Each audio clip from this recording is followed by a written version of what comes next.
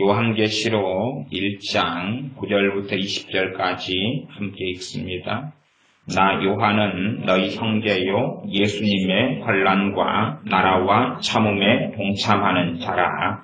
하나님의 말씀과 예수님의 증거를 인하여 밤모라 하는 섬에 있었더니 주의 날에 내가 성령님에 감동하여 내 뒤에서 나는 나팔소리 같은 큰 음성을 들으니 가로되 너 보는 것을 책에 써서 에베소, 스무나, 버가모, 두아디라, 사데, 빌라델피아, 라오디게아 일곱 교회에 보내라 하시기로 몸을 돌이켜 나더러 말한 음성을 알아보려고 하여 돌이킬 때에 일곱 금촛대를 보았는데 촛대 사이에 인자 같은 이가 발에 끌리는 옷을 입고 가슴에 금띠를 띠고 그 머리와 털의 희기가 흰 양털 같고 눈 같으며 그의 눈은 불꽃 같고 그의 발은 풀무에 단련한 빛난 주석 같고 그의 음성은 맑은 물소리와 같으며 그 오른손에 일곱 별이 있고 그 입에서 좌우에 날성검이 나오고 그 얼굴은 해가 힘있게 비치는 것 같더라. 내가 볼 때에 그 발 아래 앞에 엎드려져 죽은 자같이 되매 그가 오른손을 내게 얹고 가라사대 두려워 말라. 나는 처음이요 나중이니 곧 산자라. 내가 전에 죽었었노라. 볼지어다 이제 세세토록 살아있어 사망과 음부의 열쇠를 가졌노니 그러므로 내 본 것과 이제 있는 일과 장차 될 일을 기록하라. 본 것은 내 오른손에 일곱 별의 비밀과 일곱 금촛대라. 일곱 별은 일곱 교회의 사자요 일곱 촛대는 일곱 교회니라. 아멘. 점점 한국교회에서는 또한 서구교회에서는 미국교회에서는 성령님의 역사하심이 떠나가고 없어져가고 사라져갑니다. 한국교회 교인들처럼 열심히 있게 예배를 많이 드리고 기도를 또한 통계적으로 많이 하는 믿는 사람들은 이 다른 나라에 비춰볼 때 아주 많이 합니다. 그러나 하나님께로부터 마음은 멀고 하나님에게서 멀어져 가는데 그 근원적인 것은 어찌됐든 도우시는 성령 하나님의 역사하심이 점점 사라져가고 없어져가기 때문에 그렇습니다. 그 첫 번째 원인은 무엇이냐 그러면 주님을 사랑하지 않기 때문에 그렇습니다. 주님을 사랑하지 않기 때문에 주님을 경외하지 않기 때문에 그러합니다. 세상은 많은 사람들이 신학을 공부하고 또한 신앙 서적을 보고 신학책을 봅니다. 주님을 믿는 많은 사람들이 주님에 대하여 의논하고 토론하고 주님의 말씀이 기록된 성경을 읽기도 좋아하기도 합니다. 그러나 세상은 주님을 경외하지 않습니다. 무슨 이야기를 하고 있느냐. 제가 책을 크게 좀 유명한 책들만 제 서재 그래도 한 몇천 권의 책은 있는데 그 가운데 조직신학 책들이나 좀 유명한 책들 몇 권만 뽑아 나왔어요. 다른 책들도 다 이렇게 돼 있어요. 근데 뭘 이야기하려고 그래요. 그러면 주님을 경외함이 없다. 도대체 무슨 말일까? 첫째 가장 심각한 문제를 꼽는 것은 성경 번역입니다. 개혁 성경이든지 개정 개혁판이든지 혹은 다른 일반적인 번역, 새 번역이든지 공동 번역이든지 번역에서 가장 심각한 문제는 주님을 모욕한다는 사실이 있습니다. 우리는 성경을 계속 읽어가면서 문제는 우리 주님과 우리를 동등한 자리에 집어넣습니다. 우리와 거룩하신 성령 하나님과 우리를 동등한 자리에 집어넣습니다. 요한계시록은 주님께서 오늘 읽었던 요한계시 1장 본문에는 주님께서 자신의 마지막 살아남은 제자 사도 요한에게 나타나셔서 말씀하신 겁니다. 그러면 개혁성경이 이렇게 되어 있어요. 개정 개혁판도 이렇게 되어 있지만 일반적인 한국 성경도 그렇습니다. 1장 9절에 보면 나 요한은 너희 형제요. 그 다음에 이제 예수의 환난과 나라와 참음에 동참하는 자라. 그렇게 되어 있는 거야. 자요. 자기 아버지가 있어요. 아침에 자기 아버지와 만났어요. 자기 아버지를 사랑하고 존경해요. 자기 아버지가 이제 이름이 김갑자, 돌자, 김갑돌이다 그럽시다. 김갑돌이다 그럽시다. 자기 아버지. 그래서 나는 오늘 갑돌이와 함께 아침밥을 먹었다. 자, 어찌 됩니까? 갑돌이가 나를 30년 전에 낳아서 지금까지 키웠는데 잘 키워주셔서 갑돌이에게 감사한다. 자, 어찌 됩니까? 지금 우리 성경이 이렇게 돼 있어요. 자, 점심 때 저녁을 먹으면서 전능하신 하나님께 또 우리 주님께 기도했겠죠. 그리고 이렇게 읽어요. 예수의 환난.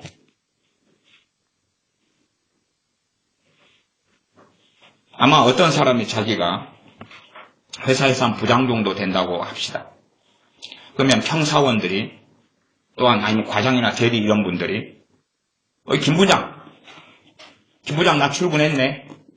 김 부장 이거 오늘 결제서를 올리라 그래서 내가 김 부장 가져왔어요. 그러면 그 김 부장 그분이 자기 부하 직원 아래 사원들이 김 부장 그러는데 어찌 되겠습니까? 저는 지금 단순하게 예수님 뒤에 님자를 붙이느냐 안 붙이느냐 아니면 주여 그러는 것과 주님 그러는 것에 님자를 붙이느냐 안 붙이느냐 그 친문제를 이야기하고 있는 게 아니에요. 언어나 말이라는 것은 우리의 존재입니다. 우리는 주님과 만나는 거예요. 주님과 만나는 거예요. 우리 주 예수님은 살아계십니다. 그분을 믿는 사람과 함께 하십니다. 심지어 2명, 3명이 주님의 이름으로 모인 그곳에 주님은 임하여 계십니다.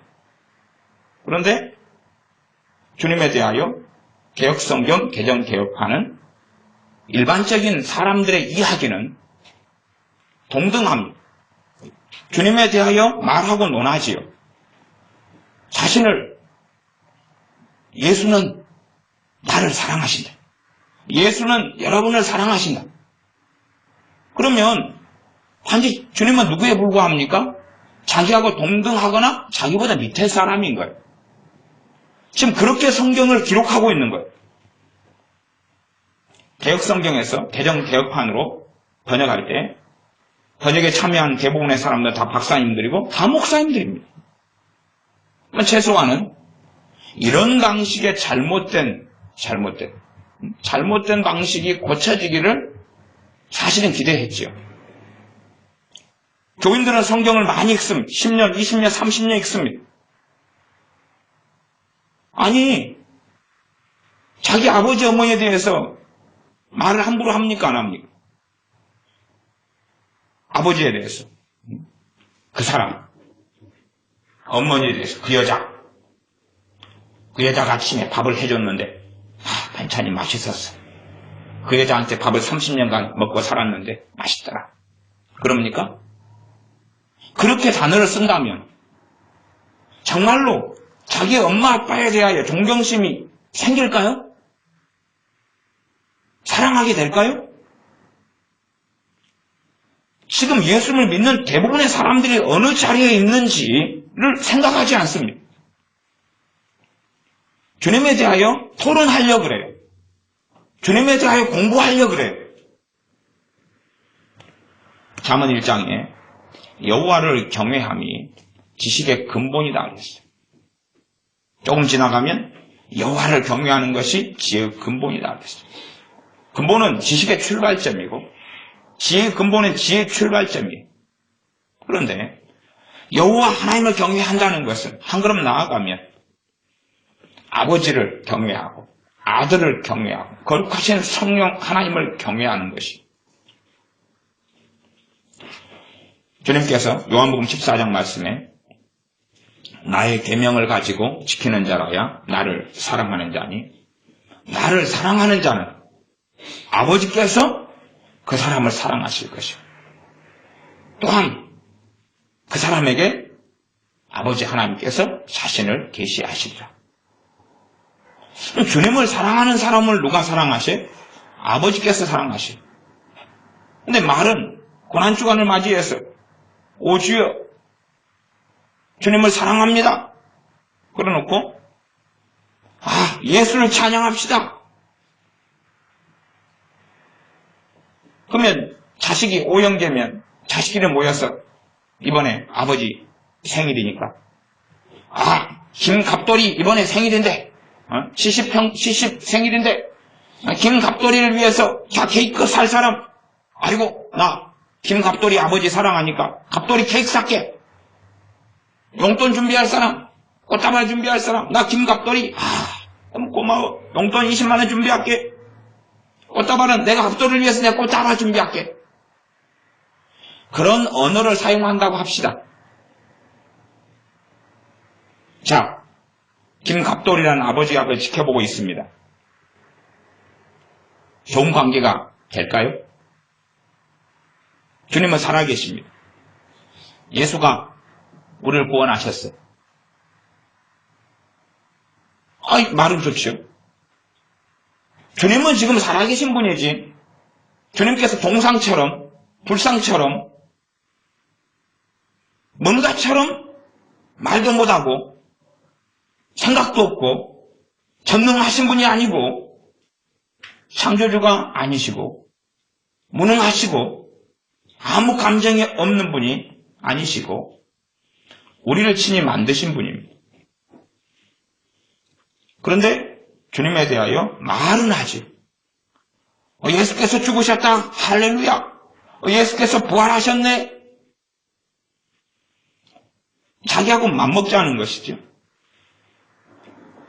최소한 일반적인 교회에서는 장로님이나 집사님들 대표기도 하실 때 되면 기도하지 않습니까? 국어적으로 하면 좀 논란이 되지만 하나님 오늘 담임 목사님께서 설교하시는데 놀라운 말씀의 기름 부음을 주시옵소서. 담임 목사님이 설교할 때에 우리가 은혜를 받게 해주시옵소서. 목사님이 설교할 때에 주님 도와주시옵소서. 그렇게 설교하죠. 그렇게 이제 대표 기도를 하죠. 그러면 그렇게 기도한다고 합시다. 집사님 오늘 담임 목사가 설교하는데 은혜를 주시옵소서. 오늘 목사가 말씀을 전하는데 은혜 받게 해주소서. 그걸 듣는 그 목사님이 있다. 그거 듣고 이제 설교 시작하는데 성질 날까요? 안 날까요? 날까요? 안 날까요? 안 날 것 같습니까?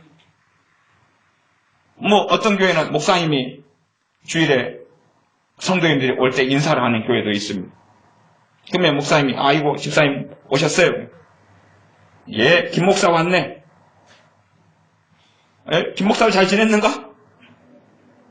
뒤에 꼬마가 10살짜리가 오더니 초등학교 3학년 김 목사 나왔어요? 김 목사 왔어요? 나왔어요? 김 목사 일주일 동안 잘 지냈어요? 그런 문제라는 걸 왜 모르죠?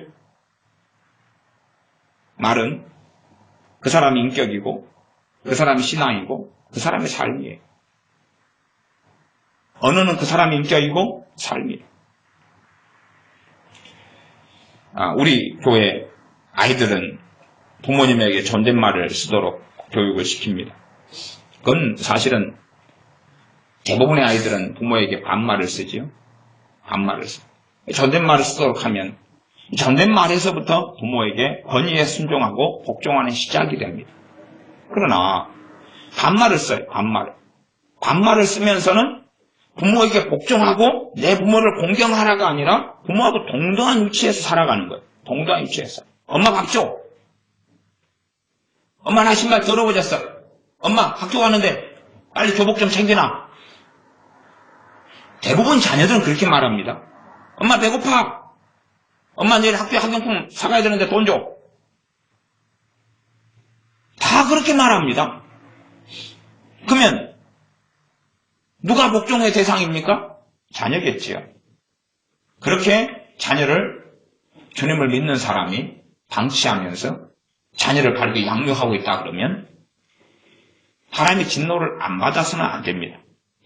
하나님께서 맡기신 귀한 자녀를 쓰레기가 되게 만들고 있는 중이기 때문에 그렇습니다. 그렇게 된 자녀가 주님을 만났다, 주님의 은혜를 받았다, 그런다 해서 정말 주님을 복종하고 주님을 영광스럽게 하고 주님을 기쁘게 하는 길을 걸어가겠습니까? 그 길은 걸을 수가 없죠.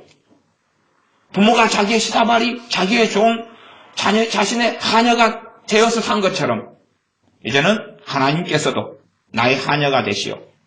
이제는 바톤 터치하시오.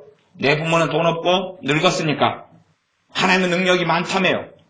주님은 나를 끔찍하게 사랑한다며요. 그러니 이제 나의 하인이 되시오. 나의 종이 되시오.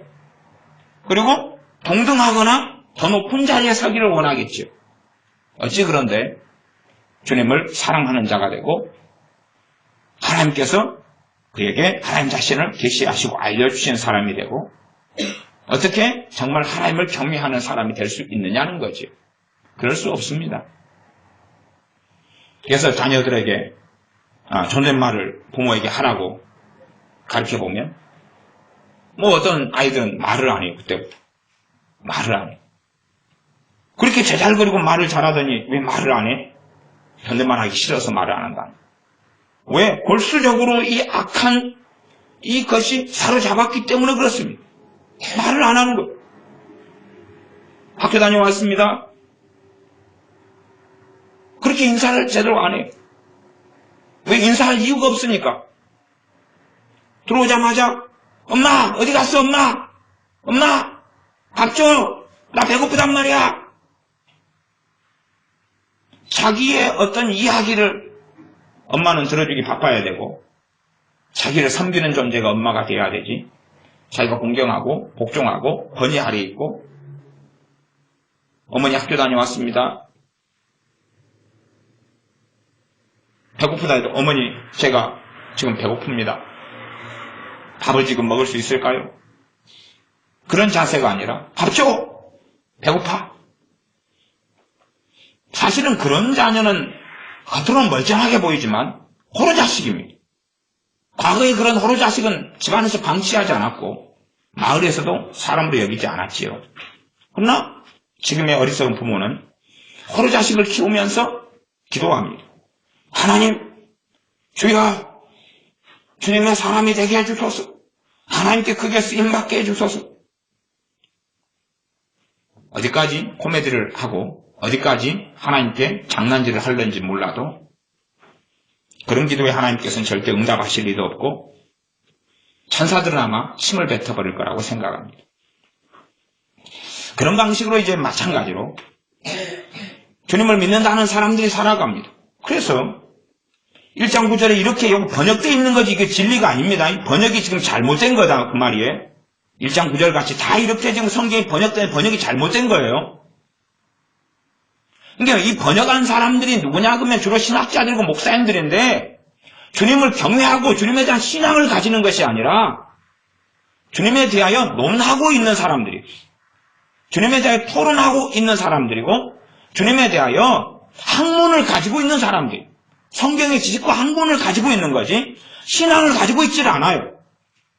그렇기 때문에 수십 명의 박사들이 모여서 이렇게 번역하는 거예요. 개혁 성경이야 주로 외국인 선교사람들이 중심이 돼가지고 번역했고 한국인들은 보조 역할을 많이 했기 때문에 외국인들은 존대어나 존대법을 잘 모르기 때문에 그럴 수 있다고 칩시다. 그러나 우리나라는 존대어가 발달했기 때문에 정말로 극명합니다. 이 차이가 극명해요. 극명해요. 미국에는 영어권에는 주님에 대한 말을 욕으로 씁니다. 우리 주님에 대한 말을 지저스 크라이스트 그럽니다. 지저스 크라이스트.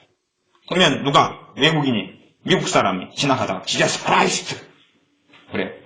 우리는 와 저 사람 길 가다가도 주님을 찾네? 그게 아닙니다. 제기랄 빌어먹을 그렇게 쓰는 거예요. 주님의 이름을 망할 연병할 그 지저스 크라이스트 왜 그렇습니까? 주님을 경외함을 상실해버렸기 때문에 언어가 그렇게 바뀌어버린 거예요. 주님을 사랑함을 상실해버렸기 때문에 마찬가지로 우리도 주님을 경외함을 상실해 가버렸기 때문에 주님에 대하여 지식을 들어요. 주님에 대하여 지식을 들어요.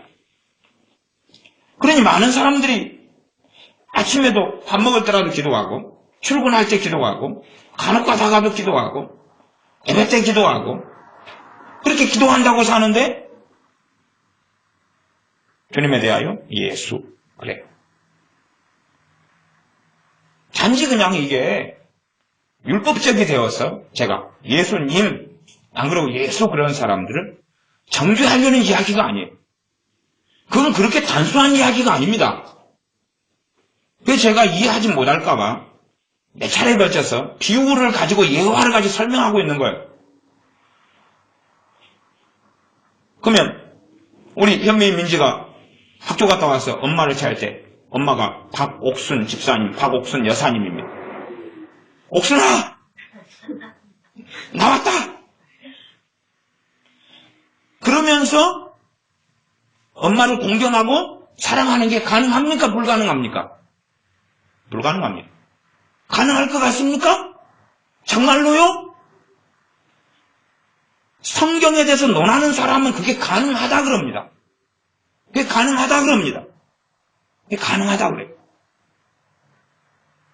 신학교에 가면 신학생들 대하여 나이가 20살 됐든 뭐 22살이 됐든 다 전도사님이라 그럽니다. 그래서 제가 제 제자 중에 하나가 신학교 20살에 들어갔는데 여름방학에 대해서 만났는데 제가 이야기했습니다. 야야 머시가 뭐 신학교 다닐만 하냐? 그랬더니 그 머시기가 선생님 나 전도사란 말입니다. 전도사님이라고 부르셔야죠. 나 주의 종이란 말입니다. 전도사님이라고 부르세요. 달라드는 거예요. 그래 미안하다. 자기들은 전도사님이라고 소리 안 들으면 목사님이라고 소리 안 들으면 미쳐서 환장하고 날뛴단 말이에요. 전도사가 되면 목사가 되면 위대한 사람 대단한 사람이 된 것처럼 해서 누군가의 호칭에 목사님 안 붙여주고 전도사님 안 붙여주면 기분 나빠한다고 말이에요. 그래놓고 만왕의 왕 만주의 주 또한 누구보다 우리를 사랑하셔서 생명을 주신 주님에 대해서는 예수 그리고 끝나는 거예요. 끝나는 거예요. 예수가 예수의 좀 기껏하면 예수께 정도. 예수께 정도. 아니 깨를 붙이려면 예수님께 그래야지. 근데 신경 쓰지 않아. 왜냐하면 자기는 주님을 사랑하지 않거든. 신경 쓰지 않아요. 아무 이상을 느끼지 않아요. 왜요? 자기는 진짜로 주님을 만난 적이 없거든요. 주님께 대하여 정말로 예배하지 않았거든요. 우리는 연예인들의 많은 이름을 함부로 부릅니다. 그러지 않습니까? 최불암 씨가 있으면 최불암이 연기 잘해. 그리고 뭐 특히 뭐 연기하는데 잘해. 뭐 김혜자 씨 연기 잘해. 그러죠. 그러지만 우리가 최불암 씨가 우리의 친척이라고 하면 집안 어른이라고 하면 최불암이 이제 그럽니까? 못 그럽니까? 못 그래요. 못 그래요. 그럴 수가 없는 거예요. 어떤 유명한 사람이 있어서 우리는 그 사람 이름 함부로 이야기해요. 대통령 이름도 함부로 이야기하고 유명한 인들 이름도 함부로 이야기해요. 그러나 내가 그 사람의 관계자라면 나아가서 내가 그 사람을 존경하는 사람이고 내 손 윗사람이고 어른이라면 이제 그렇게 말할 수 있겠는가요? 심지어 내가 존경하는 어떤 어른에 대하여 내 친구가, 내 지인이, 내 아는 사람들이 그 사람에 대해 함부로 말할 때 나는 그것을 수용할 수 있느냐는 거예요. 수용할 수 없죠. 수용할 수 없죠. 예를 들어 최불암 씨가 나의 할아버지가 되었다. 나의 큰아버지가 되었다. 그러면 이번에 최불암이 거기에 나왔는데, 아, 형사반장 잘하대. 그러면 듣고 기분 나빠요, 좋아요? 나쁘죠? 어이, 자네. 내 큰아버지네. 그렇게 말하지 마. 그렇게 말하면, 기분 나쁘고 아주 불쾌하네. 아이고, 미안해. 자네, 큰아버지였는가? 그래, 큰아버지였어. 아이, 최불암님, 연기 잘하시대. 에? 최불암 삼촌님, 최불암 큰아버지. 아이, 너희 큰아버지. 이제 그렇게 말하지. 이름을 들먹이지 않아요, 이제. 그 다음에. 너희 큰아버지. 아, 연기 잘하시대. 이번에 수사반장 나오니 연기 잘하시대. 에? 그리고 끝나요. 괜히 이름 들먹여가지고, 는 굉장히 기분 나쁘거든. 사실은 주님의 이름은 공적으로만 많이 사용되지 개인적으로는 함부로 사용되는 건 아닙니다. 그까지는 제가 진도를 나가지는 않겠습니다. 여러분의 부모에 대해 이야기할 때 우리 아버지, 우리 어머니 그러지. 에? 누구 부모님 이름을 언급하면서 이야기는 공적인 자리에서는 그러지만 일상적인 삶에서는 안 그래요. 안 그래요. 그렇기 때문에 친구라 할지라도 친구에게 내 엄마 아빠 이야기를 많이 할지 몰라도 친구는 내 부모님 이름을 몰라요. 내가 언급을 잘 안 하니까 어쩌다가만 말할 뿐이에요. 왜냐하면 관계가 생기고 사랑의 대상이 되고 가족이 되고 그러면 그런 식으로 이름을 언급하는 것은 정상적인 어떤 길을 걸어가는 것과는 다르기 때문에 그래요. 그러나 문제는 이제 우리들은 끊임없이 이 성경을 주님을 경외하면서 읽지를 않아요. 읽지를 않으니까 개혁성경이든 개정개혁판이든 다른 번역 성경들이지 간에 읽으면서 내가 병들어가고 있다는 것을 알지를 못해요. 나는 주님을 경외하지 않는 자리에 점점점 들어가고 있다는 것을 알지는 못해요. 왜요? 주님하고 자신은 동격이거든. 아니면 주님은 내 손 아래뿐이거든. 그래서 이렇게 읽는 거지. 나 요한은 너희 형제요 예수의 환난과 망함과 참음에 동참하는 자라. 하나님의 말씀과 예수의 증거를 인하여 반모라 하는 섬에 있었더니 예수의 증거. 예수가 나한테 자기를 증거해줘가지고 내가 반모라는 섬에 있었어. 예수를 증거하려고 나는 반모라는 섬에 있었어. 그렇게 성경을 읽는데 주님을 정말로 그런 그 따위의 성경을 읽으면서 주님을 배웠기를 바랄까요? 주님의 사랑을 입기를 바랄까요? 이 자리에 주님은 계시는데 지가 성경을 읽을 때 거기에 주님은 계시는데 과연 주님은 그 사람을 기뻐하실까요?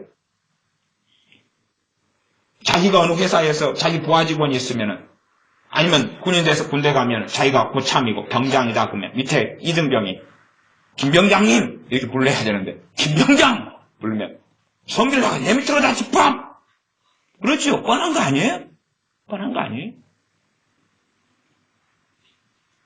자기는 그 알량한 계급 병장이라도 존중받고 싶어가지고 쫄병들이 김병장님 그래가지고 병장도 한 달 밥그릇 때문에 임자가 되고 안 붙이고 그러는 거예요. 똑같은 병장이라도 병장 1호봉과 2호봉 되면 1호봉이 같은 병장이어도 2호봉한테는 김병장님 그래야 돼요. 그거 안 들었다고 열받아고 성질나고 집합시키고 옛날에는 강목으로 때리고 그랬어요. 더군다나 참 언어라는 건 복잡합니다. 그래서 이제 군대 같은 경우는 좀 문제가 좀 많이 일어나요. 이 언어 때문에, 호칭 때문에 문제가 많이 일어나요. 이게 한국 사회는 생각외로 복잡합니다. 존대법은 삶이기 때문에 정말 복잡해요. 예를 들어서 생각해 보십시오. 제가 이등병이에요. 군대는 짝대기 하나가 이등병, 2개가 일병, 3개가 상병, 4개가 병장이에요. 내가 이등병이에요. 자, 이제 내가 장교, 대위라는 장교, 중대장 한 100명 정도의 병사를 거느리는 장교에게 가서 보고를 합니다. 충성! 그런 다음에 이제 그분은 계급은 대위지만 직책이 중대장이기 때문에 중대장님. 그러면서 이제 아까 김병장하고 이 중대장 일을 시켰단 말이에요. 이등병하고. 근데 이제 이등병이 보고를 하게 됐어요. 그러면서 김병장님하고 제가 이런 일을 했는데 이렇게 됐습니다. 그때는 야단 맞아요. 왜냐하면 김병장님은 이 중대장님보다 낮은 직급의 사람이기 때문에 말을 할 때는 김병장하고 저하고 일을 했는데 이렇게 결과가 됐습니다. 이렇게 보고해야 되거든요. 이제 이런 호칭 문제 때문에 복잡한 일이 군대 같은 경우는 많이 생겨요. 아니면 김 과장이 뭔가를 보고해요. 누구한테요? 대표이사한테. 그래가지고 다른 사람을 님자를 붙이면서 낮은 직급에 대하여 말을 한다 그러면은 문제가 생겨요. 기분 나빠요. 그런 판국인데 주님은 창조주이십니다. 아버지께서 그 아들의 손을 빌어서 모든 것을 만드셨어요. 주님은 만왕의 왕이십니다. 모든 사람의 경배를 받으셔야 돼요. 모든 무릎이 주님의 이름에 꿇어야 됩니다. 그럴진데 맘먹겠다. 그럴진데 맘먹겠다. 그럴진데 주님의 이름을 함부로 언급하면 맘먹겠다. 저는 성경 번역 중에 최고 존중하는 성경 번역이 개혁성경이나 개정개혁판입니다. 그래서 다른 많은 번역본들을 제가 영어 성경부터 한글 성경까지 두루두루 번역 성경들을 헬라어 성경까지 보통 한 10여 권 정도를 함께 많이 보는데 그래도 저는 개혁성경과 개정개혁판을 가장 좋아하고 잘된 번역으로 존중합니다. 그러나 정말로 똥이 된장인지 모르면서 성경을 읽어서는 안 됩니다. 그렇게 돼서는 안 됩니다. 한 걸음 나아가면 저는 봐보세요. 성령 충만 이런 단어는 고유명사처럼 변해가지고 성령님 충만 이렇게는 바꾸기는 상당히 어렵다고 생각해요. 저는 그런 부분에서는 성령 충만 이렇게도 사용합니다. 그러나 성령님은 누구십니까? 하나님이십니다. 아니 정상적인 이단 아닌 사입이 아닌 교회치고 삼위일체 하나님을 모르는 신자가 어디 있습니까? 아버지와 아들과 성령님은 하나이시고 성부와 성자와 성령 하나님은 한 분 하나님이시다는 걸 압니다. 그러나 각기 아버지와 아들과 성령 하나님으로 존재하시는 삼위로 존재하시는 걸 믿습니다. 자 이제 이단 아니고서야 성령님은 하나님이시다 라는 걸 알고 믿고 고백합니다. 그래놓고 성령이 오셨네. 무슨 말이죠? 성령 하나님이 누구단 이야기입니까? 지 친구단 이야기죠. 지 친구단 이야기죠. 그러지 않습니까? 그런 식으로 사용하면서 과연 성령님께서 이 땅에 기름 부으신 역사가 소멸되지 않기를 바란단 말입니까? 그러니 말 따로 자기가 그걸 믿는다고 하는 것 따로 삶이 따로다 그 말이에요. 삶에는 주님을 경외함도 없고 거룩하신 성령 하나님을 하나님으로 경외하지도 않는다 그 말이에요. 단지 어떤 에너지나 물론 자기들은 그렇게 주장 안 하지요. 힘이나 능력이나 뭐라고 할지 몰라도 성령 또 어쩌라고 그렇게 끊임없이 성경을 읽어가고 말을 해가고 목회자는 설교해 갑니다. 한국교회 목회자들 가운데서도 5명의 4명은 주님에 대하여 함부로 말합니다. 함부로 말한다는 것이 주님을 비하한다 그런 이야기가 아니죠. 예수가 오셨네. 오직 예수. 아이 좋아요. 저도 오직 예수 좋아합니다. 오직 예수님. 그 당연한 거. 저는 호칭 단지 지금 호칭 문제가 아니에요. 언어에는 내 마음이 실리고 언어에는 내 삶이 반영되고 언어는 나의 고백이고 말에는 나의 인격이 그 속에 들어가는 거예요. 그래서 자녀들은 부모에게 존댓말을 쓰지 않는다면 그 자녀는 호로자식일 수밖에 없는 거예요. 호로자식은 아니었으나 그렇게 돼가는 건 당연한 것이에요. 어떤 사람이 좋은 인격을 가지기 원하면서 욕설을 계속 한다고 합시다. 욕을 계속 하고 살아요. 그럼 정말로 그 사람은 좋은 인격을 가질 수 있을까요? 그럴 수 없습니다.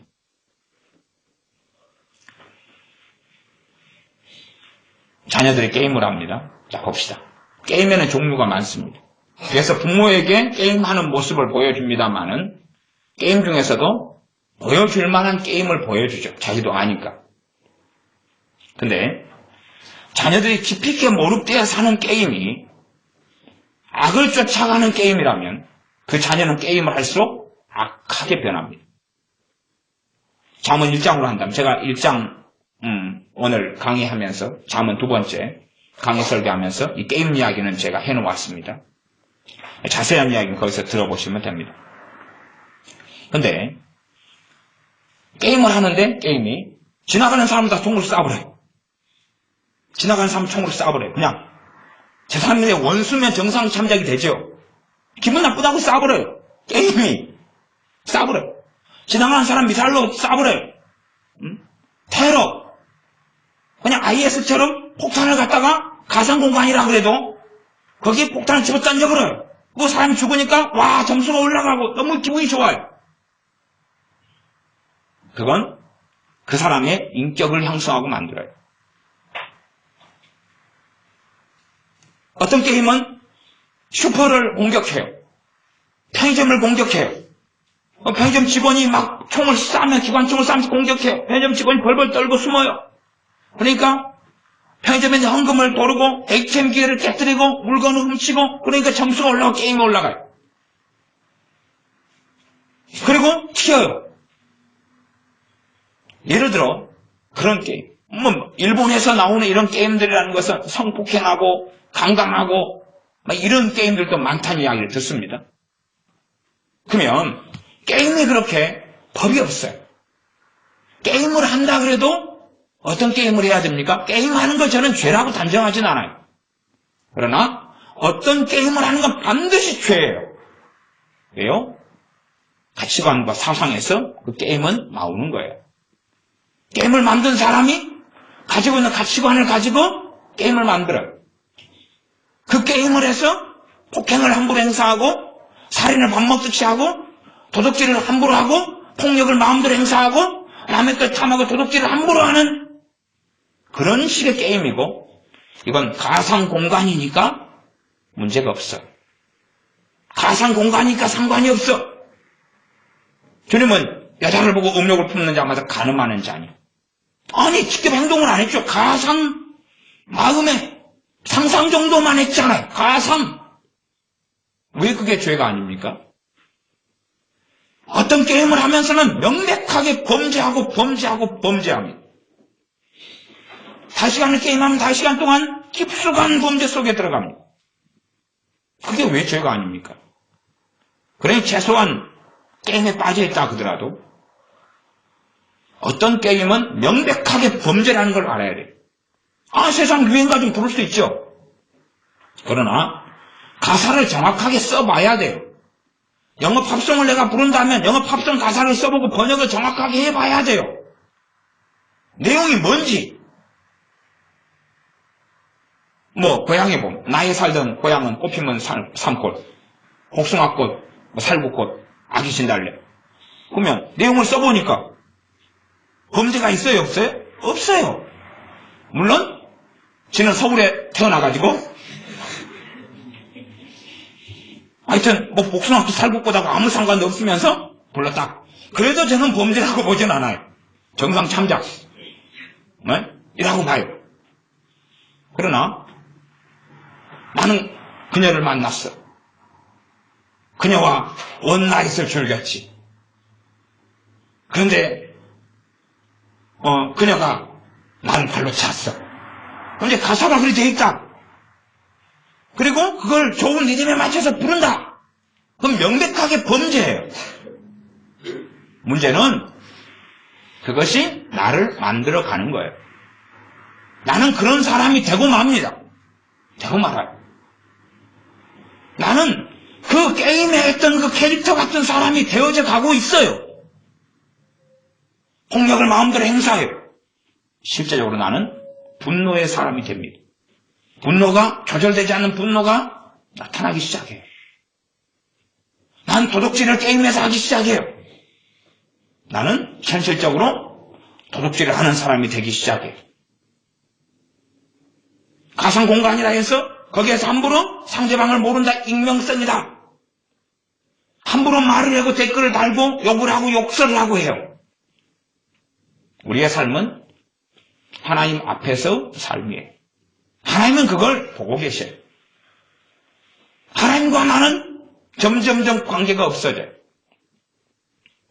원점으로 돌아와서 내가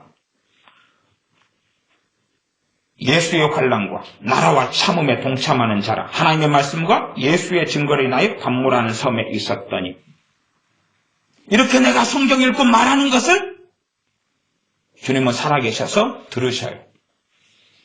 예수의 증거, 예수의 환난.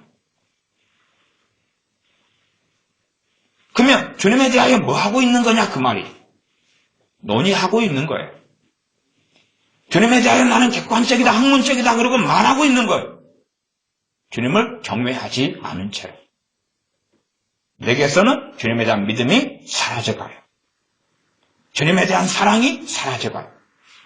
이런 식으로 성경을 읽고 이런 식의 책들을 읽고, 물론 신앙서적이 좋으면 우리는 믿음으로 지혜롭게 잘 선별하고 읽어야 됩니다만은, 그런 유형의 책들을 계속 읽는다면 우리의 신앙은 황폐해져 가요.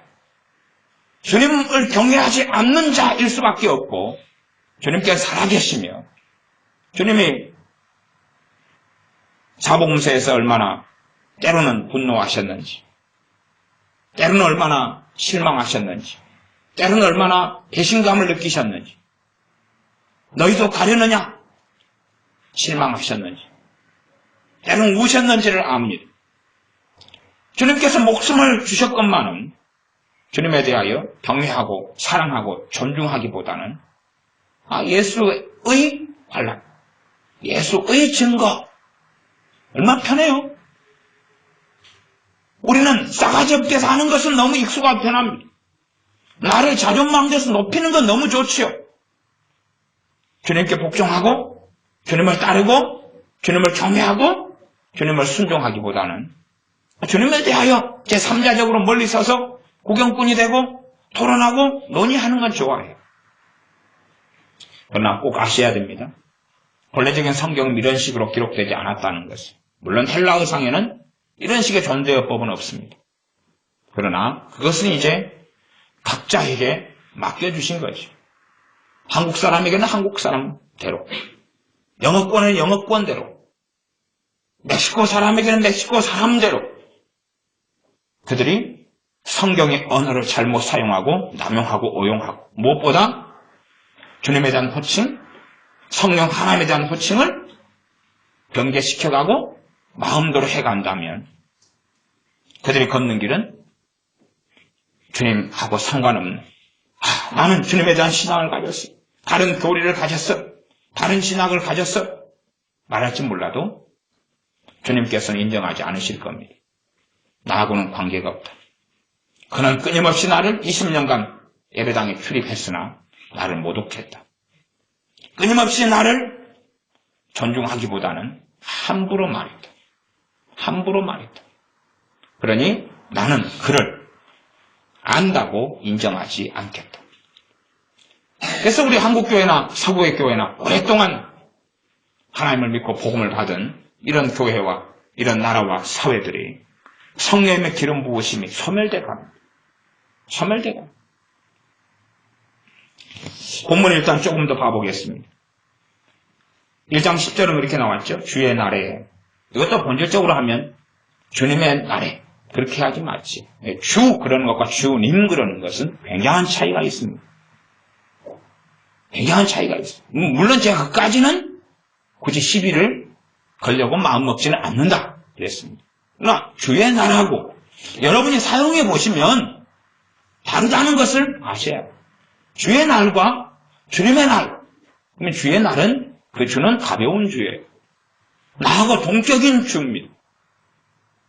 주님 그러면 내가 복종하고 순종하고 따라야 될 뿐이고, 주의 날. 학문적으로 좀 논하고 있어요. 그러나 거기에 주님에 대한 신앙은 없습니다. 주님에 대한 경배는 없어요. 경배하기도 어렵죠. 이 언어 속에서는 예수의 증거 그랬는데 주님에 대한 사랑이 막 불타오르고 그렇게 됩니까? 안 됩니까? 그러기는 어려운 거예요. 성경을 읽어가면서 성경 지식은 증거하지만 특별한 경우가 아닌 나는 이단 사이비는 많이 나와도 그러나 참으로 주님의 사람은 유감스럽게 별로 나오지 않습니다. 물론 그렇습니다. 자기 안에 주님을 경외함이 없은 상태에서 성경을 보는데 자기하고 유유상종이에요. 번역된 성경의 어투가 자기하고 딱 맞아요. 딱 맞아요. 좋지 않아요. 10절은 주의 날에 내가 성령에 감동하여. 성령님이 누굽니까? 하나님이십니다. 삼위의 하나님이십니다. 근데 성령이에요. 참 좋지요. 하나님도 발 아래 두고 살거나 본격으로 하고 사니까 얼마나 좋습니까? 얼마나 좋습니까? 그래놓고 성령님 하나님이라네. 정말로 거룩하신 성령님께서 그들의 주장을 인정하시겠습니까? 하나님은 중심을 보시지 않습니까? 중심을 보시죠. 우리의 중심이 마음으로 믿어 의에 이르고 입으로 시인하여 구원에 이르느니라.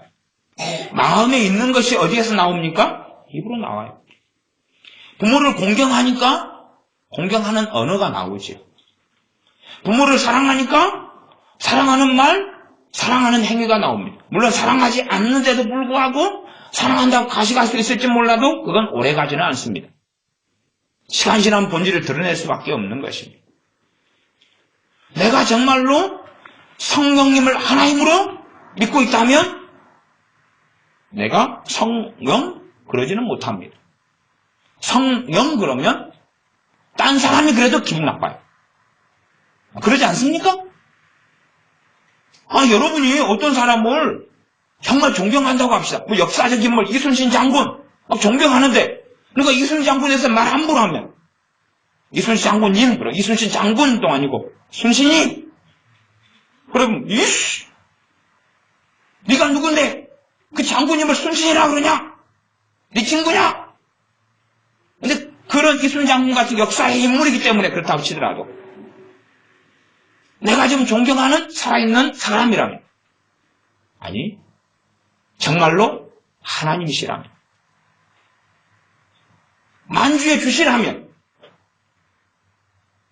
만왕의 왕이시라면 모든 사람이 경배하고 경외해야 할 사람이라 무엇보다 자기가 경배하고 예배하고 존경하고 사랑하고 목숨을 바쳐서 따르는 분이시라면 누가 함부로 말하면 기분이 좋을 수 있습니까? 누가 어떤 사람에 대해서 어떤 사람이 주님에 대하여 함부로 말한다면 사실은 그하고 상종할 수는 없습니다. 그하고서 어떻게 상종합니까? 내게 목숨을 주신 분, 그 주님에 대하여 예수는 가짜야. 예수가 어디 있어? 그리고 모독하고 공격한다면 그런 사람하고는 상종할 수 없습니다. 복음은 한번 전할 수 있지만 그러나 상종할 수는 없죠. 내가 정말로 사랑하시는 주님을 함부로 말하고 망령 때 일컫는 자와 함께 한다면 그하고 같은 사람이 될 뿐이 없습니다. 성령에 감동하여 우리가 정말로 성령님이 하나님이라고 믿는다면 우리 눈에는 성령님이라고 보여야 되고 또한 정말로 성령님이 역사하시는 그 도우심에 의하여 주님을 섬기고 하나님 자녀로 살아가며 성령님께서 우리 인치신 것을 안다면 성령님을 그분을 그 하나님 성령 하나님을 사랑하겠지. 맨날 죄 짓는데도 다시 죄를 일깨우시고 회개케 하시고 도와주시는 성령 하나님에 대하여 정말 말할 수 없는 감사를 가지고 있죠. 그러니 그분에 대한 존중과 그분에 대한 사랑은 당연한 것이죠. 그러나 말뿐인 사람, 성령 그래도 아무 문제 없죠. 복음성가 우리 잘 부르지 않습니까? 찬송가인가요? 성령이 오셨네, 성령이 오셨네. 이 기쁜 소식, 찬송가는 179장인가요? 이 기쁜 소식 온 세상 전하서 성령이 오셨네. 얼마나 좋아요. 자, 그렇게 불러요. 성령이 오셨네, 성령이 오셨네. 자, 자꾸 불러요. 여러분이, 저가. 성령이 오셨네, 성령이 오셨네, 성령이 오셨네. 이 기쁜 소식 온 세상 전하서 성령이 오셨네. 자, 그러면 그 성령이 오셨네 할 때 그 성령은 우리와 맞먹는 존재가 아닙니까? 내가 성령의 인도하심을 따라야 되는 사람, 성령님의 지시를 따라야 되는 사람, 성령님을 경외해야 되는 사람, 성령님의 도우심을 받아야 되는 사람, 성령님의 감동을 받아야 되는 사람, 내가 경외해야 될 사람, 경외해야 될 하나님이 아니라 단지 그분이 나를 도와준다니까 좋아. 성령이 오셨다며? 그러면 좋은 일이 벌어지지, 행복한 일이 벌어지지, 재미나지, 평안하지, 좋잖아. 그렇게 성령이 오셨네, 성령이 오셨네 노래하고 찬양합니다. 정말 그게 찬양일까요? 당연히 하나님께서는 중심을 받으십니다. 중심에 있는 게 어디로 갑니까? 입으로 나와서 고백으로 나옵니다. 중심에 있는 게. 이 안에 주님에 대한 경외함이 없다면 입에서는 되는 대로 말하겠지요. 되는 대로. 성령님께서 하나님이시라는 것을 여기서 믿지 않는다면, 물론 머리에서는 믿고 머리에서 믿는 것을 지적 동의라 그럽니다.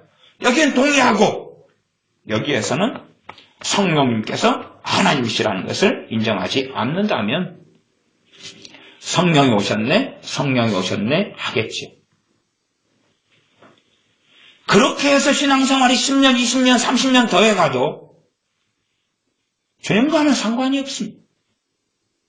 신학적으로 훌륭해져 갈 수 있고 성경 지식을 더 많이 가질 수 있으나 그러나 절대 말씀대로는 살 수 없습니다.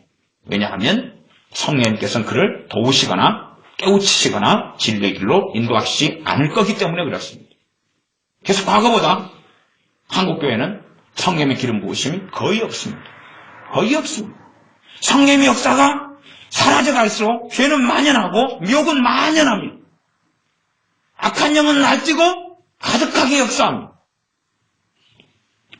주님께서 친히 자신의 제자 요한에게 나타나셔서 말씀하셨는데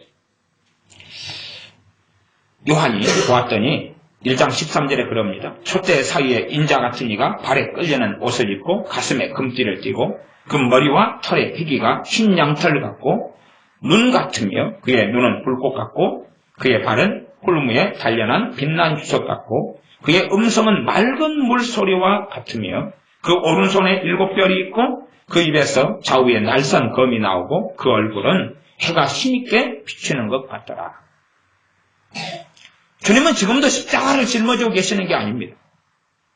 지금도 다시 1년마다 무덤 속에 들어가시는 게 아닙니다. 주님은 1년마다 어린아이가 돼서 말구유에 누워 계시는 게 아닙니다. 성탄절이 되면 주님이 어린아이를 변했다가 그러다가 사순절이 되면 주님이 열심히 일했다가 마지막 한 주간 되면 더 바쁘게 일했다가 그러다가 또 어느 날 되면 호산나 그러고 또 했다가 고난주간 되면 고난받아서 십자가 달려 돌아가셨다가 부활절 되면 부활하셨다가 1년마다 그런 쇼를 하시지 않습니다. 주님은 이제 이렇게 계십니다. 주님은 이제 이렇게 계십니다. 우리가 고난주간을 통하여 주님의 고난을 상기하고 기억할 수 있으나 그건 주님의 사랑에 화답하고 감사하고 경배하고 찬양하기 위하여 그렇지 지금도 고난 당하시고 계시는 주님 때문에 그런 건 아닙니다. 고난 당하신 주님으로 인하여 찬양하는 것입니다. 지금 주님은 이제 그 영광 속에 드셔서 주님의 사도 요한이라 할지라도 두려워하고 떨고 경외하고 엎드릴 수밖에 없는 분이십니다. 그럴진데 주님에 대하여 함부로 말한다. 이것은 주님을 알지 못하는 어리석은 사람, 어리석은 발로일 수밖에 없습니다. 17절 내가 볼 때에 그 발 앞에 엎드려져 죽은 자 같이 되매 엎드려져 죽은 자 같이 되고 말았습니다. 왜 그러느냐? 주님이 하신 말씀을 보면 이유를 알 수 있습니다. 17절 하반절에 두려워 말라. 무엇 때문에요? 그 엄유하심, 그 영광 때문에 압도되어서 견딜 수 없는 두려움 때문에. 왜 두렵습니까? 주님께서 아무리 우리를 사랑하셔도 주님과 우리의 격차는 영원한 타자입니다. 신학적으로 타자란 말을 씁니다. 하나님과 우리는 비교할 수 없는 존재입니다. 우리는 피조물이고 죄인이고 하나님의 은혜가 아니면 절대 하나님께 나아갈 수 없는 자들이고, 아무리 사도 요한이 거룩해졌고 주님을 닮았고 100살이 되도록 90몇 살까지 주님을 위해 신실하게 산 마지막 남은 사도라 할지라도 주님의 거룩하심과 영광 앞에서는 두려움을 가질 수밖에 없는 존재이기 때문에 두려워서 떨고 엎드려 있습니다. 주님의 그 영광에 압도될 수밖에 없는 피조물에 불과합니다.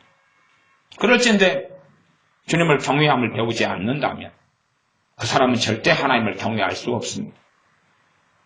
나를 사랑하는 자라야 아버지를 사랑하는 자니, 주님을 사랑하지 않는 자가 하나님 아버지를 사랑하는 것은 불가능한 일이 된다고 주님은 선언하고 계시는 겁니다.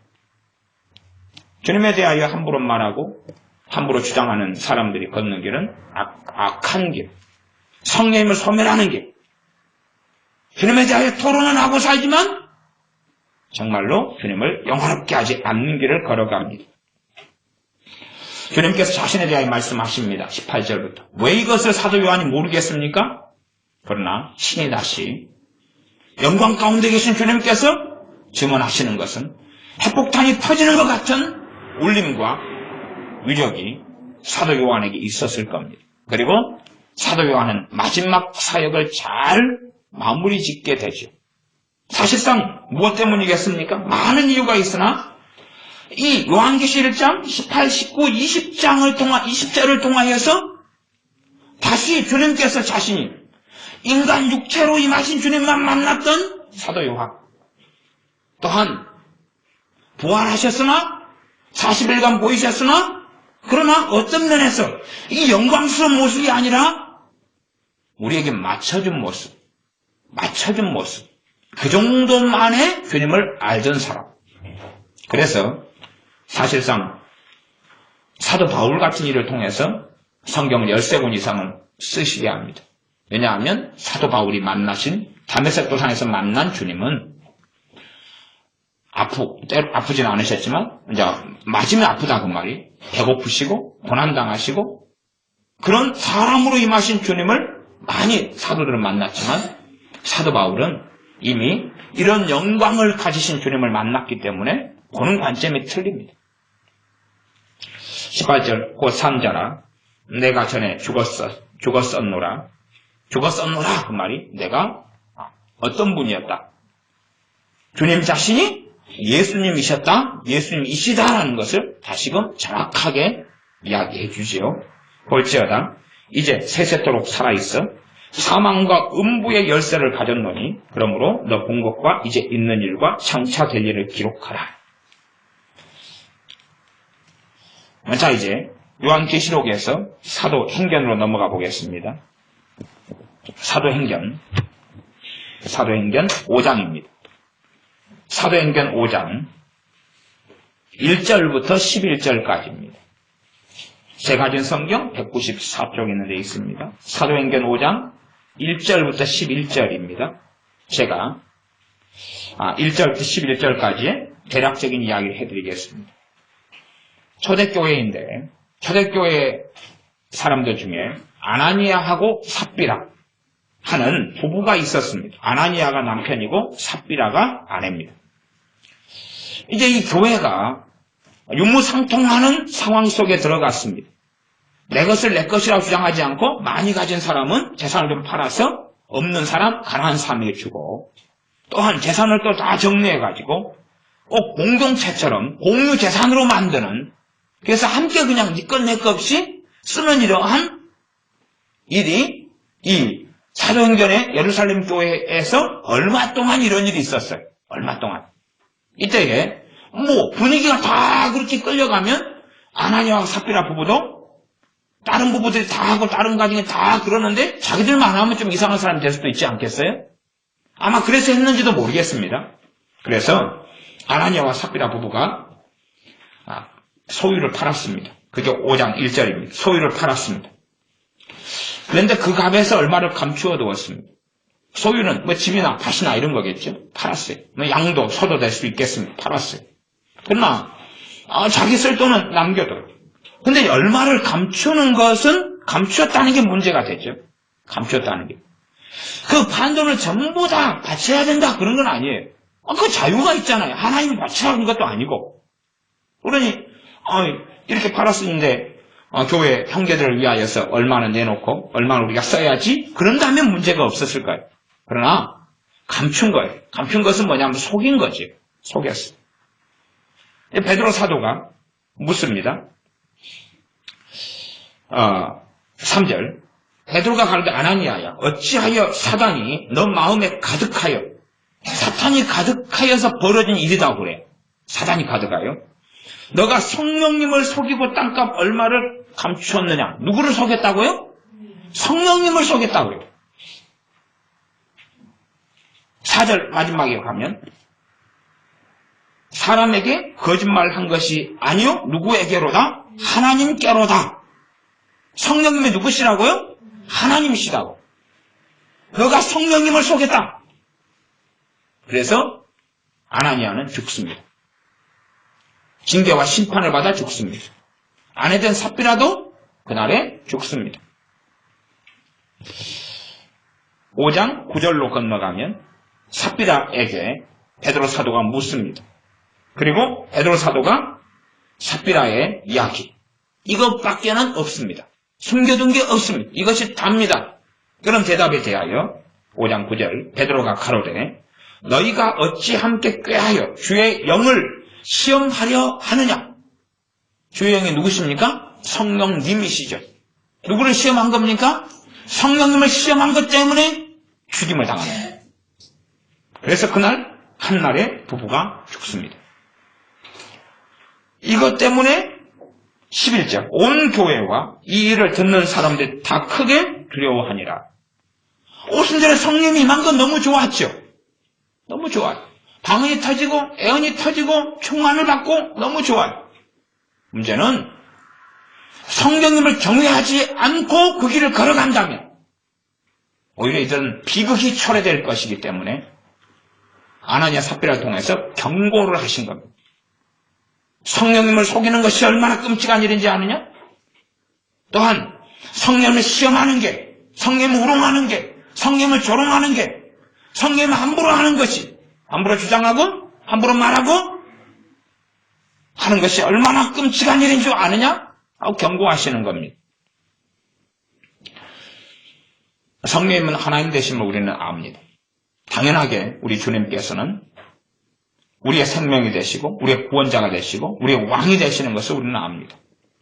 그렇기 때문에 우리는 주님을 경외하는 것을 경외하는 심령, 경외하는 마음을 가져야 되고 또한 배워나가야 됩니다. 성령 하나님을 경외하고 사랑하고 존중하고 따라야 합니다. 아니 우리 안에 지금 성령 하나님이 임하여 계시지 않습니까? 신학적으로야 예수 믿는 사람에게 성령이 임하셨다라고 배우지 않았습니까? 배웠는데 왜 성령 하나님을 존중하지 않습니까? 왜 성령 하나님에 대하여 성령 그래야 합니까? 물론 단어상 고유명사처럼 되어서 그렇게 말할 수밖에 없는 부분이 있다고 쳐도 성령 하나님 그럴 때는 뒤에가 하나님자가 있으니까 앞에 성령님 하나님 그러면 좀 이상하니까 그런 건 이해합니다만 성령 충만 그렇게 이해합니다만 그러나 그렇지 않을 때는 아니 거룩하신 성령 하나님께서 주님의 이름으로 죄인인 우리에게 도우시려고 임하여 계시는데 그분을 멸시하고 조롱한다. 그렇다면 과연 어떻게 성령님께서는 계속하여 우리에게 역사하시겠는가? 어찌 계속하여 그렇게 조롱하는 교회인 한국교회에 역사하시겠는가? 성령님이 도우시지 않는다면 제대로 기도할 수 없습니다. 제대로 죄에 대하여 무에 대하여 심판에 대하여 깨달을 수 없습니다. 깨어있는 삶을 살 수 없습니다. 진리의 말씀을 진리 영 되신 성령님께서 도우시지 않는다면 제대로 깨달아갈 수 없습니다. 하나님을 아는 진리의 지식을 가질 수 없습니다. 그런데도 불구하고 성령 하나님에 대하여 논하고 토론하고 말하면서 그분을 조롱하는 길을 계속하여 걷습니다. 유명한 책들을 가지고 나왔습니다. 이 책에 대한 내용에 대하여 내용보다도 얼마나 주님을 우롱하는가 하는 것을 이야기하려니까 굳이 어떤 책이다, 저자가 누구다는 이야기까지는 하지 않겠습니다. 이런 책도 유명한 책입니다. 이 책의 저자는 교수님입니다.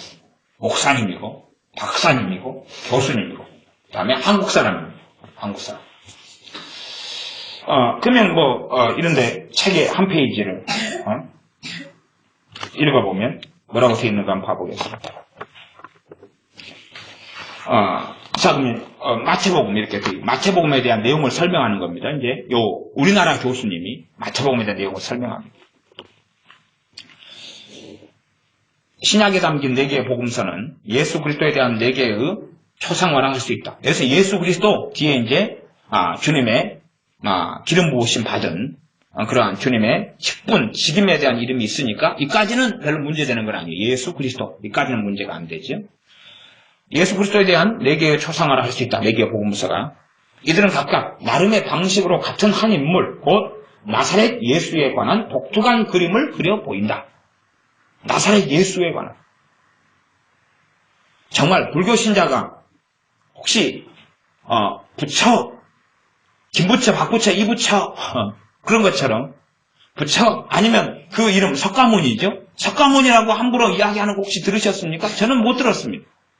불교 신자들이 석가모니가 보리수 아래에서 뭐 어쩌고저쩌고 했을 때 나도 보리수 나무 아래 가서 좀 해봐야겠다. 아니면 성녀가 불상을 만들어 놓고 부처님 이렇게 빌지. 부처 나왔네. 아니 부처 그렇게 하는 건 못 들었습니다. 그러니 이방 종교를 믿는 사람들, 우상에게 절하는 사람들보다 정말로 훨씬 더 심각한 일이죠. 그러나 문제의식, 자의식이 전혀 없다는 것이 문제죠. 나사렛 예수의 독특한 그림을 보여준다. 그 다음에 여기 계속 나오는 게 이와 같이 4개의 복음서들도 각각 예수의 사역을 효과적으로 전달하면서도 또한 그 나름의 독특한 관점들을 보여준다. 교수님, 신학교 교수님. 예수를 그린 하나의 초상으로서 마태복음도 마찬가지다. 마가복음에 비해 마태복음은 예수의 가르침에 훨씬 더 많은 비중을 두고 있다. 누가복음 역시 예수의 가르침을 많이 담고 있다. 이런 이야기. 요 한 면에만 이래요. 한 면에만. 그냥.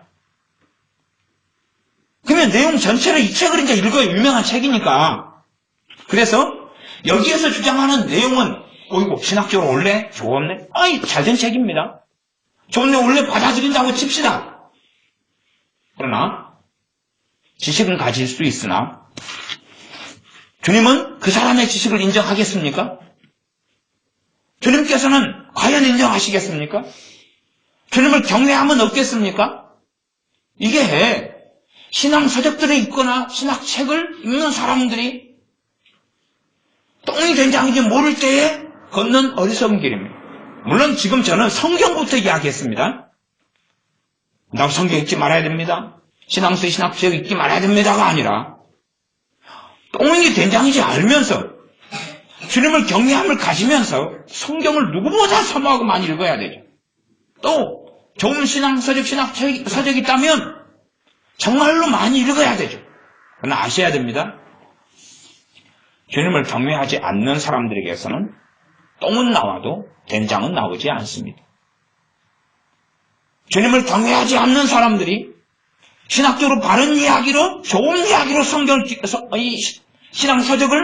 신학책을 기록할지 몰라도, 그러나 그들을 통하여서 주님께서 역사하시거나 성령님께서 역사하시지는 않는다고 말합니다.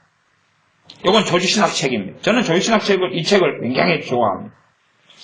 저는 장로교 목사인데, 이 조직신학 책은, 이건, 하나님의 성의 순복음 조직신학 책입니다. 근데 아주 잘 돼 있어서, 제가 참 탁월하게 잘 돼서, 로드만 윌리엄스라는 이런 외국의 목사님이신데, 요게, 순복음, 순신대학교, 하나님의 성의 신학교 교재로 아마 쓰는 책인데, 쟤는, 구워가지고 많이 읽어서 이렇게 밑줄 긋고, 동그라미 쳐놓고 많이 보는 책입니다.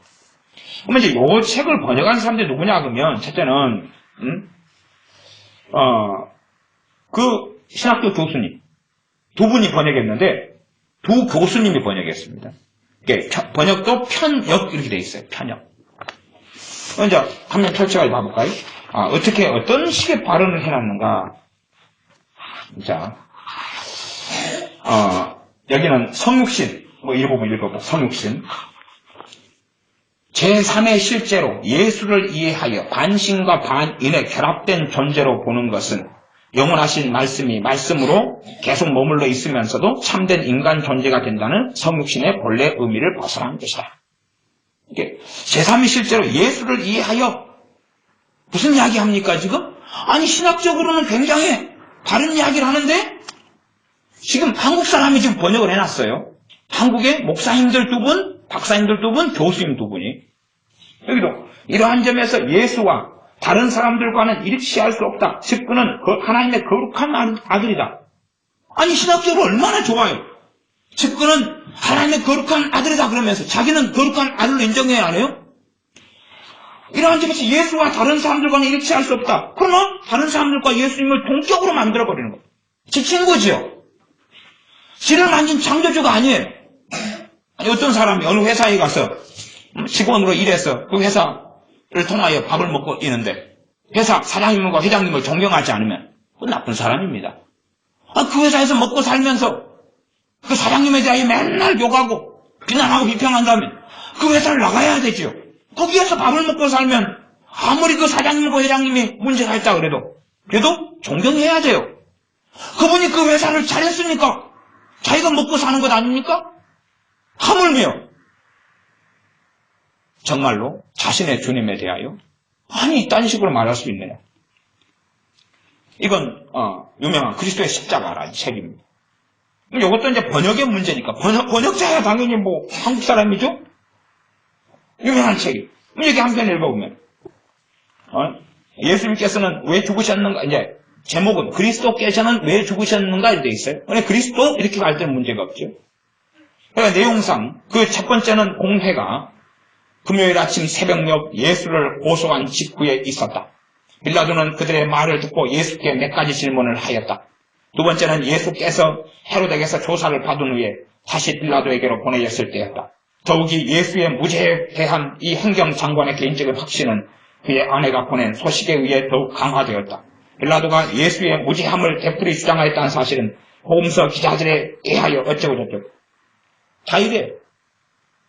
그러면 과연 이런 책을 교재로 읽고 이런 책을 읽으면서 그리스도의 십자가를 연구하고 하는데 말씀을 깨달으게 하는데 예수를 고소했다. 예수께서 예수의 무죄함을 되풀이 주장하였다.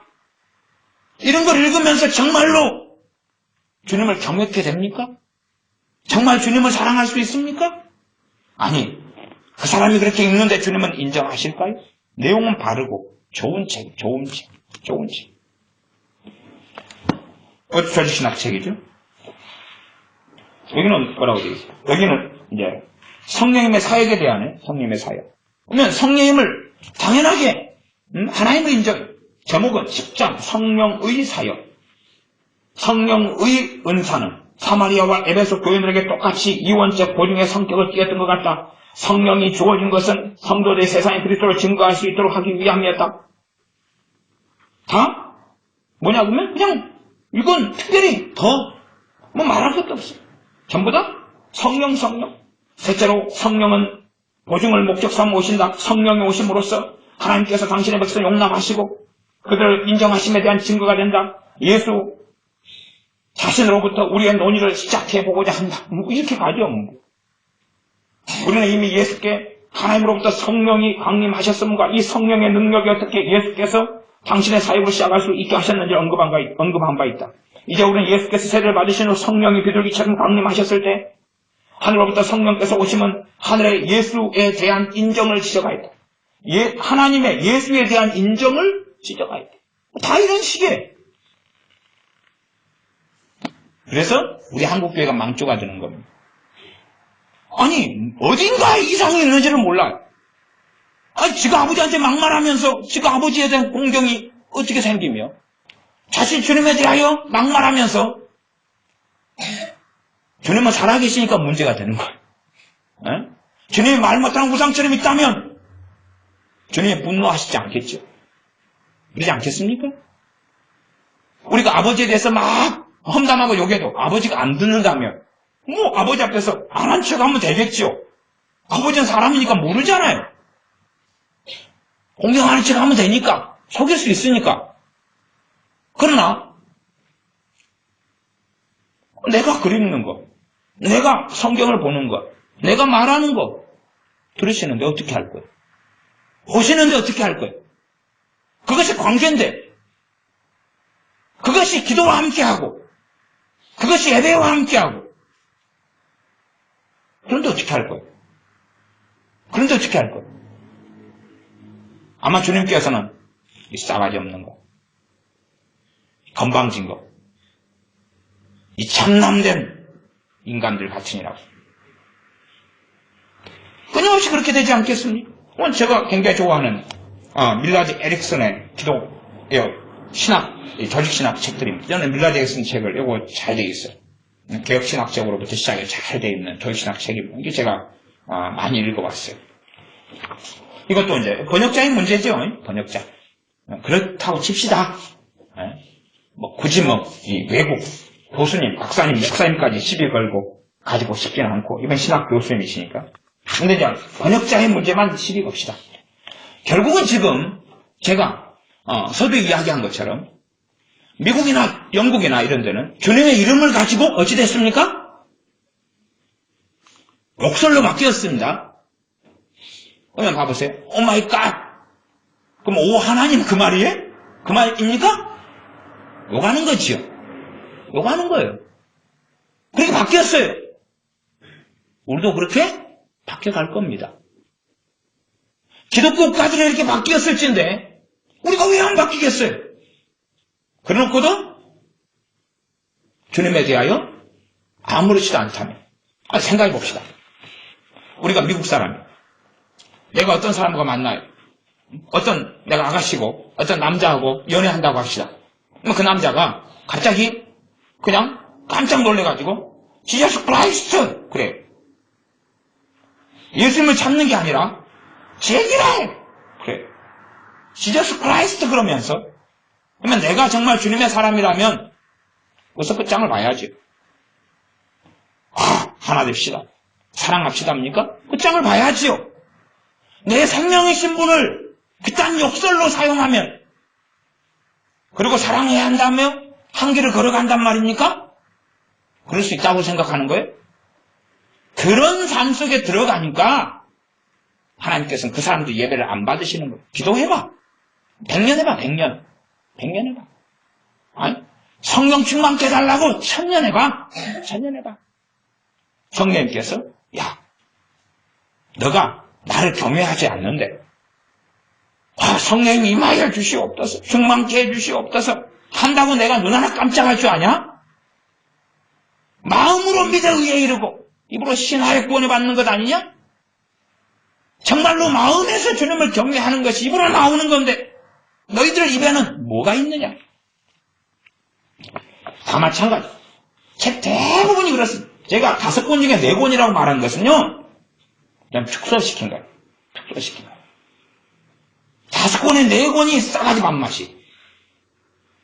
물론 우리 성경은 다 그렇게 돼 있어요. 그게 문제예요. 그게 문제예요. 그러면 여기는 그리스도의 인성. 우리는 예수 자신에 의해 사람이란 단어가 실제로 사용되었음을 주목한다. 사단에게 시험 당하실 때 예수께서는 사람이 떡으로만 살 것이 아니오 라고 대답하셨다.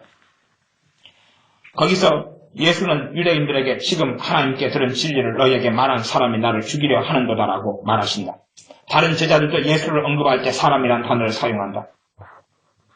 바울은 원죄에 관한 그의 주장에서 예수와 아담을 비교하여 예수를 일컬어 3번씩이나 한 사람이란 표현을 사용한다. 우리는 또한 예수의 인간으로서의 종교적인 삶에 주목해야 한다. 이것은 좀 이상하게 들릴지 모르지만 어쩌고저쩌고. 예수는 규칙적으로 기도하셨다. 이거 한 페이지에 나오는 거. 예수께서 아버지께 인도와 힘과 악으로부터 보호하심을 의존하고 계셨음을 그 자신이 느끼셨음은 분명하다. 이거 한 페이지에 나오는 이야기예요. 계속. 자, 이제 이건 제가 지금 자주 보고 참 잘된 개혁주의 신학으로 인한 조직신학 책입니다. 시리즈예요. 근데 정말로 이렇게 보면서도 여러분은 생각하십니까? 주님을 만날 거라고? 주님을 사랑하게 될 거라고? 계속 읽으면서 주님은 학문의 대상, 논의 대상, 토론의 대상, 학설의 대상, 구경하는 대상, 의논하는 대상, 따르고 경외하고 예배하고 사랑하는 대상이 안 될 수밖에 없는 거예요. 그런데 이런 책을 읽어가면서 내용이 맞다니까요. 읽어가면서 어디서 병든지를 모르고 주님으로부터 따라버려요. 그리고 목사가 되죠. 이걸 읽으면서 문제를 못 느껴요. 신학생들이, 목회자들이, 또 열심히 있는 사람들이. 우리는 또한 예수의 인간으로서의 종교적인 삶에 주목해야 된다. 예수는 규칙적으로 기도하셨다. 우리는 예수 자신에 의해 사람이라는 단어가 실제로 사용되었음을 주목한다. 예수께서는 사람이 떡으로만, 바울은 원죄에 대한 그의 주장에서 예수 아담을 비교하여 예수를 일컬어 3번씩이나 한 사람이라는 표현을 사용한다. 그 옆에 페이지 다 그렇죠. 예수의 인간성에 관한 아무런 의심이 없었음이 분명하다. 그들은 예수가 인간임을 그들 스스로 증명할 수 있었으며 예수의 부활 이후 그가 영이 아닌가 하는 의심을 하게 될 때 예수께서 그들을 부르시고 그들 스스로 그의 인간성의 진실을 확인토록 하셨다. 내 손과 발을 보고 나인 줄 알라. 이런 이야기. 계속 이래요. 제가 유명한 책들을 몇 편 뽑아온 거예요. 제목은 이런 거죠. 여기는 예수의 비유. 이것도 신학책 중에 하나입니다. 예수의 비유. 내용이야 굳이 봐서 얼마나 되겠습니까? 그런 거죠. 예수께 대한 그의 충성을 인하여 충돌케 되는 그 사람이다.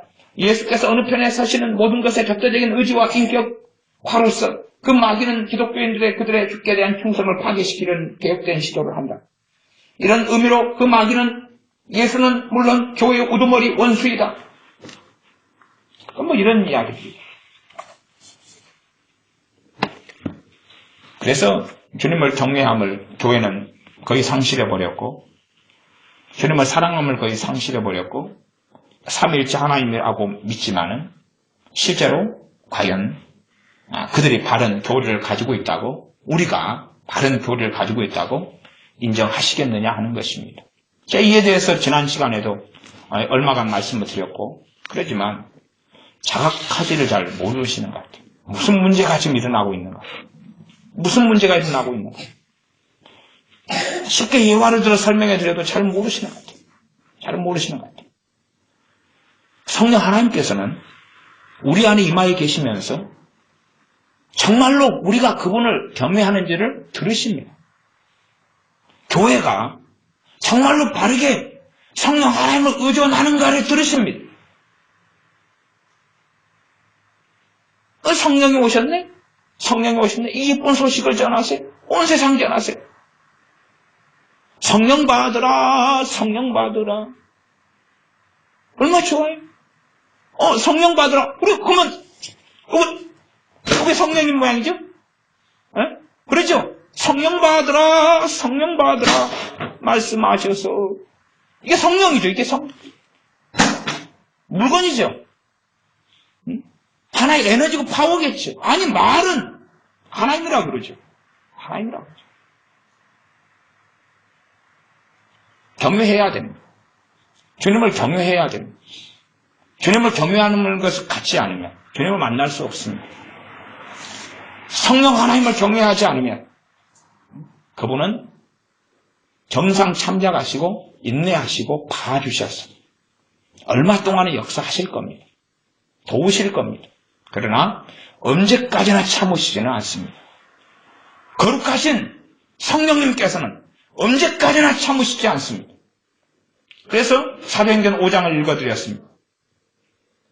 너희가 하나님의 영을 성령님을 시험하느냐? 시험받지 않으시기 때문에 아나니와 삽비라를 죽이시면서 본때를 보이신 겁니다.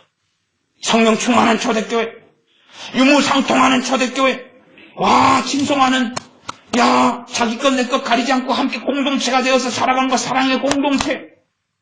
주님께서는 2명을 뽑아서 죽여버리십니다. 죄의 영을 시험하느냐? 성령님을 속이느냐? 우리 사랑 타령할 문제가 아니에요.